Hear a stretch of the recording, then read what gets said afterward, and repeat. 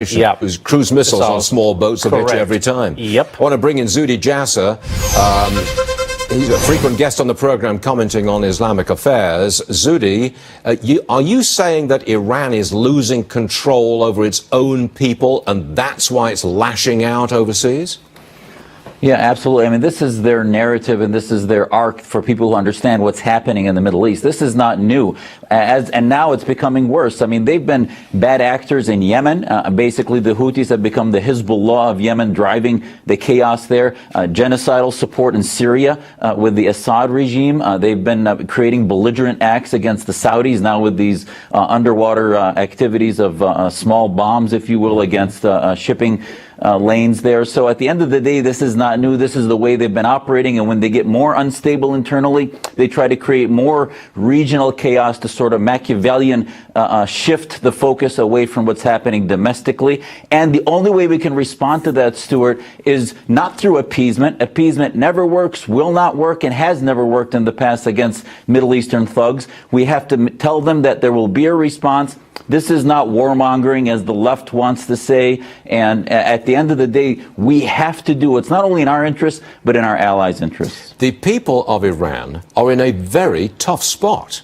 I mean, their economy is collapsing. There are food shortages and shortages of all kinds of basic commodities. They're in a tough spot because if they revolt or take to the streets in some way, they could be shot as they were shot 10 years ago.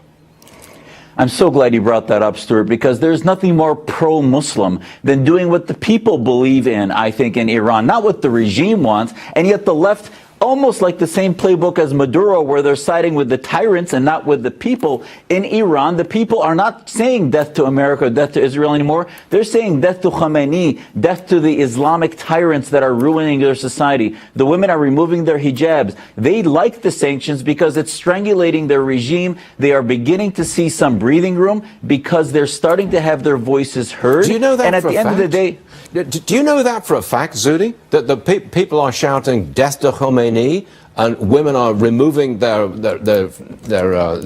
clothing, their special head coverage?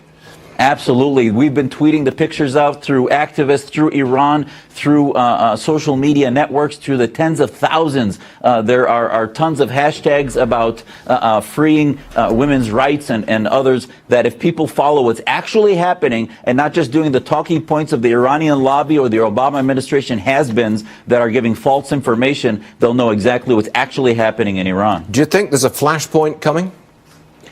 Well, that's a good question. Now, we've been, hoping that there's a flashpoint regarding the internal issues in Iran, but we don't know. All I do know, Stuart, that what makes us safer is not appeasement.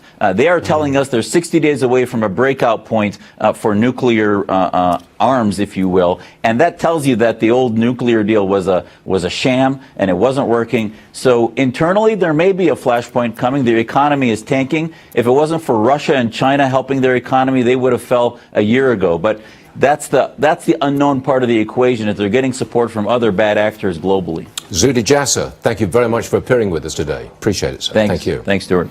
Back to your money. Higher.